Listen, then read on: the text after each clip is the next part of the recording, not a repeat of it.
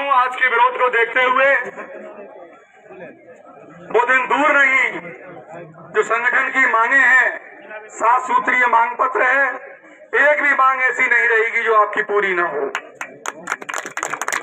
आपको बता दें कि बेसिक शिक्षा विभाग के जितने भी संगठन हैं, मेरे ख्याल से परसों मीटिंग हुई थी लखनऊ में और 8 संगठन एक मंच पर आ गए हैं,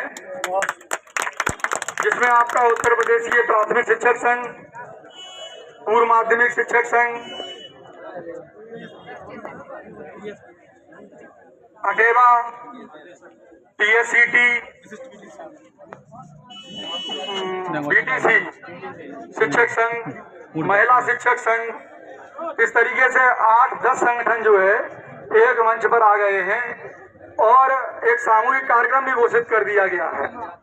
13 तारीख तक जनपद में कमेटियां गठित करी जाएंगी और 15 तारीख को एक जिलाधिकारी को संयुक्त मोर्चा के बैनर तले एक ज्ञापन दिया जाएगा, जिसकी सूचना आपको एक दो दिन में आपकी थोड़ी सी संख्या बल के आगे ही एक सांकेतिक था। अगर पूरी तरह धरना जनपद को बंद करा के किया जाता तो मैं समझता हूं कि बेसिक शिक्षा अधिकारी तो छोड़िए, जिलाधिकारी के भी पैर उखड़ जाएंगे। आपका सामना करने की हिम्मत किसी में नहीं है। आपकी जो मांगे हैं तो पूरी तरीके से जायज हैं। ऑनलाइन हाजिरी तब लागू होगी जब शिक्षकों को, शिक्षिकाओं को उनकी जो आवश्यकताएं हैं, जब तक 15-20 किलोमीटर की रेंज में सबको नौकरियां नहीं मिलेंगी, आवागमन का मार्ग ठीक नहीं होगा, राज्य कर्मचारियों का दर्जा बेस शिक्षकों को नहीं मिलेगा, जो राज्य कर्मचारियों को 30 EL और हाफ CL की व्यवस्था है, उसी तरीके से आपको भी व्यवस्था की जाएगी। चिकित्सीय व्यवस्था उन्हें मिल रही है, हम लोगों को नहीं मिल रही, ये भी मांग उसमें शामिल है। और पुरानी पेंशन जो सरकार ने अभी एक लॉलीपॉप दिया है कि 28 मार्च 2005 से पहले के जो विज्ञापन है उनको पुरानी पेंशन दी जाएगी, लेकिन आप लोगों को बता दें कि उत्तर प्रदेशीय प्राथमिक शिक्षक संघ इससे कतई संतुष्ट नहीं है। जब तक एक व्यक्ति को पुरानी पेंशन नहीं मिल जाएगी तब तक ये आंदोलन पूरी मजबूती के साथ मैनपुरी से लेकर लखनऊ और दिल्ली की सड़कों पर दिखाई पड़ेगा। अंत में मैं आप सभी लोगों का बहुत बहुत आभार व्यक्त करता हूं कि इतनी उमस भरी गर्मी में आप लोगों ने जो यहाँ आकर प्रकृति से लड़ने का भी साहस दिखाया है। ऐसा प्रतीत हो रहा है कि निश्चित रूप से विजय आपसे कुछ ही कदम दूर है। जल्द ही आपको इसकी सफलता का परिणाम देखने को मिलेगा। इन्हीं शब्दों के साथ मैं अपनी बात समाप्त करता हूं और आप सभी लोगों का बहुत बहुत आभार व्यक्त करता हूं। जय शिक्षक, जय भारत। आज यहाँ BSA ऑफिस में धरना दिया गया, क्या मामला है?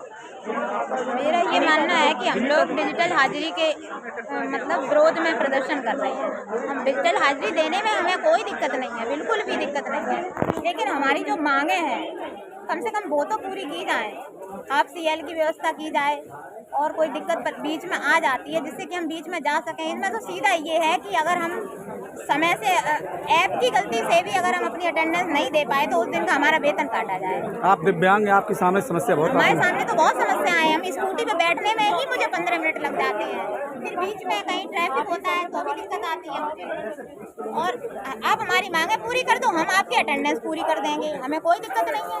और विभागों में भी तो जरूरी है, मर रहे व्यक्तियों को एम्बुलेंस जरूरी है, तभी आपकी एम्बुलेंस टाइम पे पहुंचती है। डॉक्टर कहीं होते हैं, पुलिस की जरूरत होती है, पुलिस वहाँ पे टाइम पे होती है। हम लोग तो हर हाल में अटेंडेंस देने को तैयार है। आप हमारी मांगे तो मांगे, और हमारी नाजायज मांगे हैं तो पूरी ना करो, जायज तो है। और राज्य कर्मचारी का दर्जा भी आपने नहीं दिया, कैशलेस चिकित्सा भी नहीं दी, मतलब सब कुछ थोपना है, ये तो गलत है ना। मांगे पूरी कर दो, हम कल ही अटेंडेंस दे देंगे, सबसे पहले हम देंगे जिले में। आप मांगे तो पूरी करने की दम रखो, शोषण ना करो, ये तो शोषण है सरासर।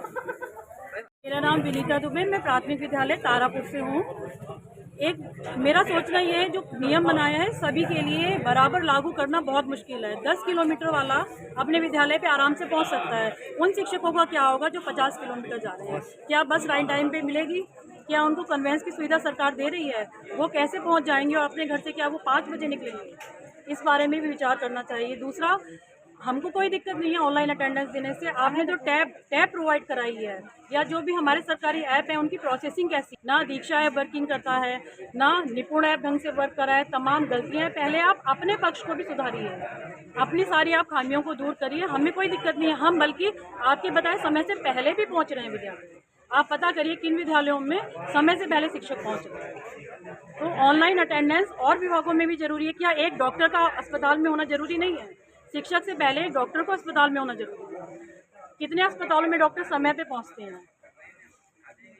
ये सब खामियां आप दूर करिए, हमें सारी हमारी मांगे पूरी करिए, हमें सुविधाएं उपलब्ध कराइए। ऑनलाइन अटेंडेंस में आगे चल के होमवर्क करिए, तो ये भी आगे चल के सभी विभागों पे लागू करिए। आप शिक्षक के पीछे ही क्यों? राजीव यादव, उत्तर प्रदेशीय प्राथमिक शिक्षक संघ जिलाध्यक्ष। आज जुलूस निकाला, बीएसए कार्यालय पहुंचे, क्या है?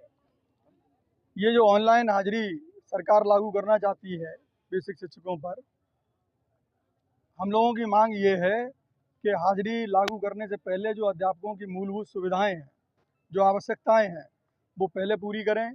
उसके बाद हम लोग ऑनलाइन हाजिरी देंगे। और जब तक हमारी मांगें पूरी नहीं होती हैं तब तक ऑनलाइन हाजिरी का विरोध विभिन्न तरीकों से हम लोग करते रहेंगे। जैसे आजकल हम लोग काली पट्टी बांधकर अपना शिक्षण कार्य कर रहे हैं। शिक्षकों की क्या मांग है? शिक्षकों की प्रमुख रूप से मांग ये है कि जब हम लोग राज्य कर्मचारियों की तरह पूरा काम कर रहे हैं तो दोहरा मापदंड नहीं होना चाहिए सरकार का। हमें भी कर्मचारियों की तरह 30 EL की व्यवस्था करी जाए, 15 हाफ CL की व्यवस्था करी जाए। और जो कर्मचारियों को कैशलेस चिकित्सीय सुविधा मिलती है वो बेसिक शिक्षकों को नहीं है। क्या हम लोग आम व्यक्तियों में शामिल नहीं हैं? हम लोगों को भी जब तक चिकित्सीय सेवा नहीं मिलेगी तब तक ये विरोध जारी रहेगा।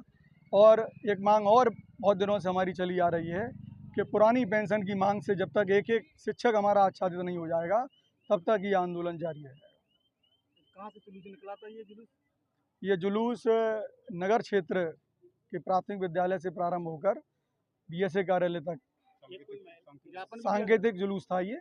और विशिष्ट अधिकारी को ज्ञापन भी दिया गया है इसमें समस्याओं के संबंध में।